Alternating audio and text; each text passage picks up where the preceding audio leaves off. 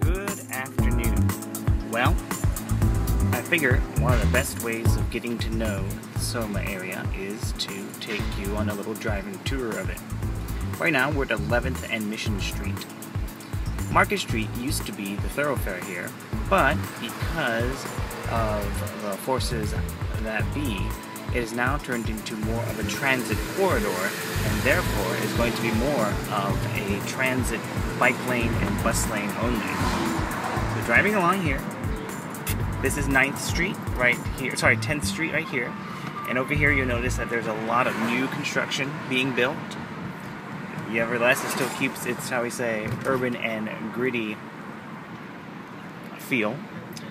9th Street is right here, and actually parallel to this, over there is Minna Street, which is actually parallel to Mission Street. And that's one of those small streets, Minna Street and Natoma streets. Same thing with Clara and Bluxome. They're all the parallel streets that run to Mission between the big streets. Over here is brand new construction as well. And here are the SoMa residences, which is more rental. And here's the SoMa Grand. You see up there, it's pretty nice. It's a full service building. And over here we have the Federal Building. And we have the 9th Circuit of Appeals. Actually, it's the Federal Appellate Division. And over here is 7th Street coming down. And here, as I was saying with Minna and Natoma and whatnot, are larger developments that don't have as much by way of amenities and whatnot. After about 7th Street, we come into the notorious 6th Street, which is, well, as I said, notoriously urban. It's being cleaned up as we speak, but right now the zone between 7th Street and I would say 5th is a little of a no man's land, although there are developments that are coming up, and I do know developers who are buying in the area. Crossing over that, now we start getting into new, sorry about the shaking, we get into better areas. Over here is the Chronicle Building, which is where we're at 5th and Mission, and back behind here is one of the nice premier buildings here. There's the Westfield Center up there, and over here is the Old Mint, but one of the nicer buildings back there is Mint Plaza. 54 Mint was a restaurant that was featured in the Esquire magazine as being one of the best, or maybe it was GQ. But anyway, that's this half of Mission Street. Next, we'll go over to... Alright, and we're back. This is the second half of our tour of the immediate south of Market, SoMa area. Actually, this is a good place to stop. Right here, you'll see that we were at 4th and Mission, and you'll see that there's a new Metreon that's been redone.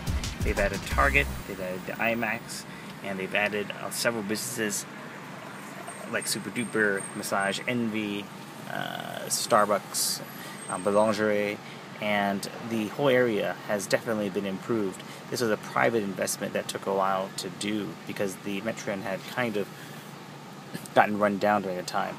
Right now it's about 3 o'clock in the afternoon, so we're just at the beginning of rush hour commute, so we should be lucky right now.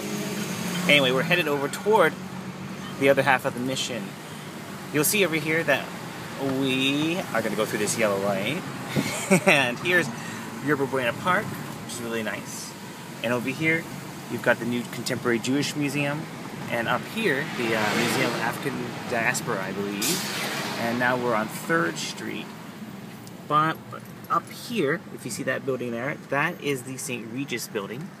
Ame is a restaurant down there. St. Regis building is obviously very nice. It's rumored, I think, that Willie Brown, the former mayor, has a place there, as does Al Gore. Over here, this is the Paramount building. It's a high-end rental building. So, very nice, but, of course, very pricey. So, now, as we continue our way forward, after this taxi goes, we're going to head toward 2nd Street and 1st Street, where, as you can kind of see in the distance, the Millennium is. The Millennium is separated into the city residences on the lower floors and then the grand residences, which are on the top floor. The Millennium was completed not too long ago, right during the recession, and unfortunately, or fortunately, it took a while for it to sell because of, well, the recession. That building is managed and run by Joy de Vie. There's a private Minna restaurant, I think on the 25th floor. Door people service. It's very high-end. HOA dues are relatively high, but I don't think it's probably actually lower than the HOAs would be for, say, the St. Regis. But anyway, as we go on to Mission, we're going to take a right and we're going to head up on 1st Street, where we'll see a couple other places that might be of interest. As you can see, there's a lot of, down here, there's JP Morgan Chase, a lot of office buildings, and the Millennium is coming up. In fact, we probably won't get to it by the time we turn off onto 1st Street. There's a lot of development down here. Some of it residential. More of it right now is going to be office space. Over there is 1 acre. Back down behind there, it was a new development a couple of years ago that was taken over. That was a former ice house. Very historic conversion loft. Over here in this big empty space, you'll see that is going to be the Transbay terminal. Before here there was a bridge and whatnot, and now it's all going to change. Up there, that's 1 Rincon Hill, which I think is one of the tallest buildings on the west coast. Up top there is a 40,000-gallon water tank to keep the building stable. It's drilled into bedrock. We have been there. I've lived there, or my partner lived there for a while, and can tell you a lot about the building. It's very, very windy, very nice, very high-end, very designer too. Over here, you'll see that this is the Metropolitan building. Metropolitan was a building that was undergoing a facelift, and over there, actually by the bridge, you'll see is the Infinity, and back down there is Plaza. Anyway, here's the Metropolitan and Rincon Hill. Rincon Hill has 60 floors. Top floor is going to be a penthouse. All of them are configured in different ways.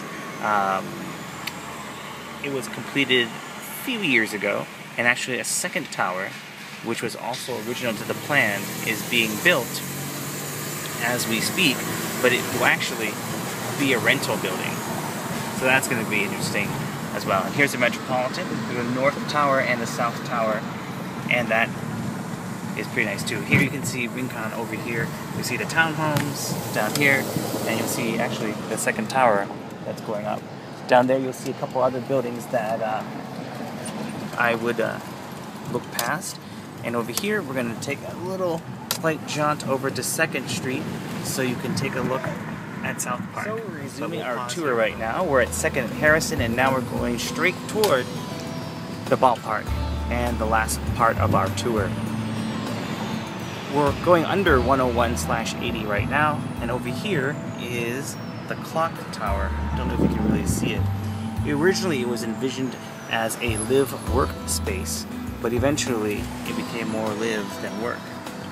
Inside you'll see beautiful historic conversions. I believe this was a former, I can't remember either, a sewing studio or an ice house or a clock, I'm not sure. But anyway, beautiful settings inside, nice little courtyards here and there, and there are mixed-use businesses as well. One thing over here we're going to see is South Park is off of here, and we'll go there in a second. And over here, we'll see some of the other buildings. We'll see the Brannan, which is actually over there. We'll have to go back and take a look. That's the Brannan right there. And then we'll see here is a lot of the other buildings. Sorry about that. It's always funny trying to do a recording. But the reason why I came this way was so that you could see a little bit of South Park. South Park is very lovely. It's modeled after an oval in London or in Europe. You'll see that it is really different. We've got low-rise buildings, architectural firms, a lot of startups I hear too. Pinterest started down here. We're all in the shadow, relatively speaking, of Lincoln Hill. Over here, there is one building that has a series of loft condos. Same thing over here. And this building, too, had units for sale. And over here, some of these are amazing architectural buildings, as you can kind of see. It's just very idyllic.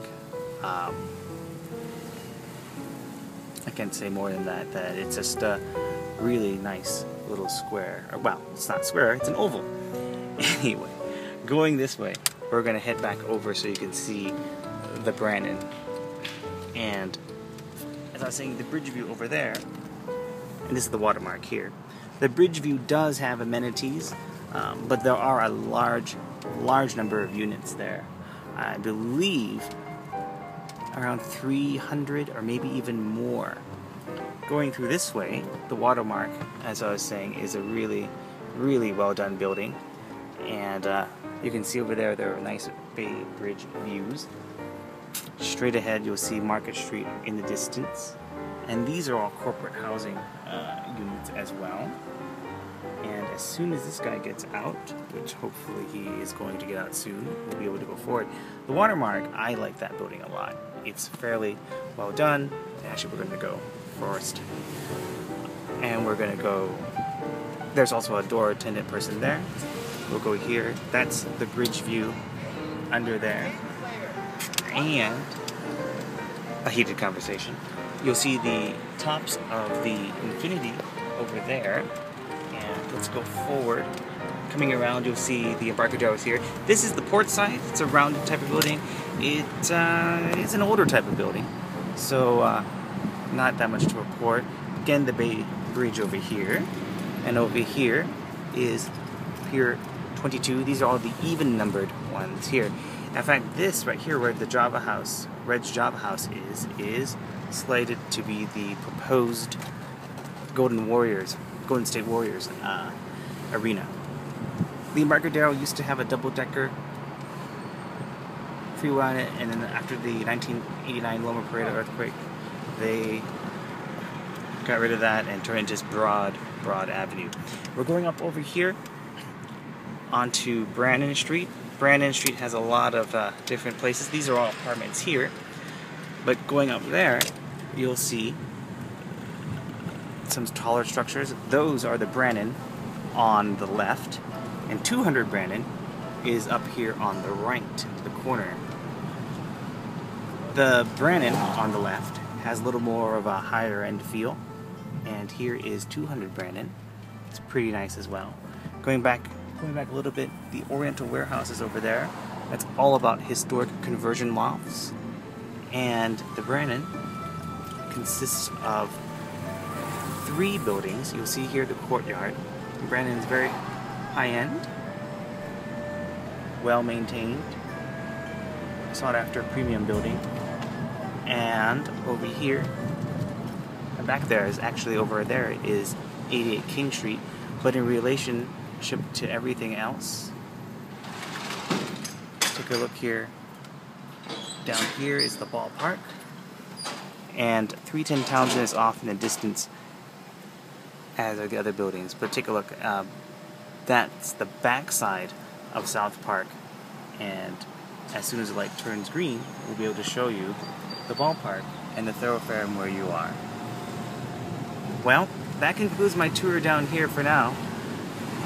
I sure hope it makes a lot of sense. It might not, but come up and I'll take you around when you're ready.